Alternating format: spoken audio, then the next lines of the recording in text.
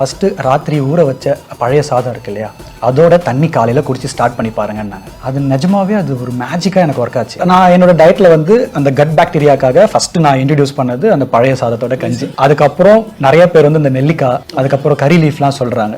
பக்கத்து கடையில போயிட்டு கொஞ்சம் கருவேப்பிலை எடுத்து நானும் காலைல அந்த பபுள் கம் மாதிரி சூ பண்ண ஆரம்பிச்சேன். ஸோ எவென்ச்சுவலா அதுவுமே பெரிய இம்பாக்ட் கொடுத்துச்சு எனக்கு என்னோட டயட்ல. நான் அப்புறம் ஒன்னொன்னா சொல்றேன் டாக்டர் கிட்ட, நான் நீங்க சொன்னது இது எனக்கு கேட்டா இது ஒரு பெரிய தீர்வா இருக்குமா, கறி லீவ்ஸும் முருங்கை இலை அப்படிங்கிறதும் நான் கேட்குறேன். அது ஆக்சுவலாக நம்ம பாடிக்குன்னு சொல்லி ஒரு சர்டன் கேலரிஸ் தேவைப்படும், ப்ரோட்டீன் தேவைப்படும். அதை ஃபுல்ஃபில் பண்ணதுக்கு அப்புறம் இதை சேர்த்து சாப்பிடும் போது மட்டும்தான் அது உங்களுக்கான பெனிஃபிட்ஸ் ஃபுல்லாக தரும். இப்போ முருங்கைக்கீரையில் இருக்கிறது, கறி லீஃப்ல இருக்கிற விஷயங்கள்லாம் பார்ப்போம். ஜென்ரலாக vitamin A, B, C, E, K இந்த மாதிரியான வைட்டமின்ஸ் எல்லாமே வந்து நம்ம ரெகுலரா ஸ்நாக்ஸ் அப்படின்னு சாப்பிடக்கூடியதுல இருக்காது.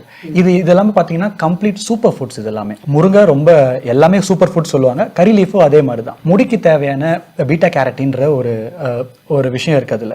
அதை தான் நம்ம வந்து எடுத்துக்கணும்.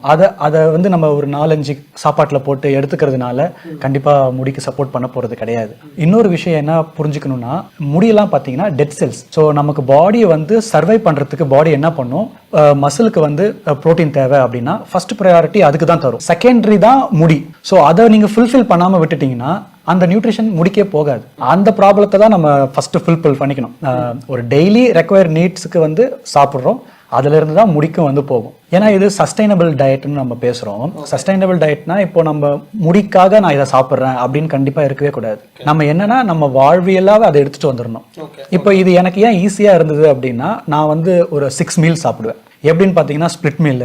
அது நான் ரொம்ப வருஷமாவே கிட்டத்தட்ட 14 இயர்ஸாவே அதை ஃபாலோ பண்ணிட்டு இருக்கேன். என் போர்ஷன்ஸே பார்த்தீங்கன்னா ரொம்ப கம்மியாக தான் இருக்கும். அந்த மாதிரி பிரித்து சாப்பிடும் போது என்ன ஆகும்னா, நான் வந்து என்னோட பாடி வந்து கேலரி, அதாவது நம்ம பிஎம்ஆர்னு சொல்லுவாங்க, மெட்டபாலிக் ரேட்டுக்காக நான் என்ன பண்ணுவேன்னா, நான் வந்து இதே வெயிட்டை ஒரு 12 வருஷமா மெயின்டைன் பண்றேன். அதுக்கு எனக்கு ரொம்ப சப்போர்ட்டா இருந்தது. எனக்கு முடிக்கு ரொம்ப அட்வான்டேஜ் ஆயிடுச்சு.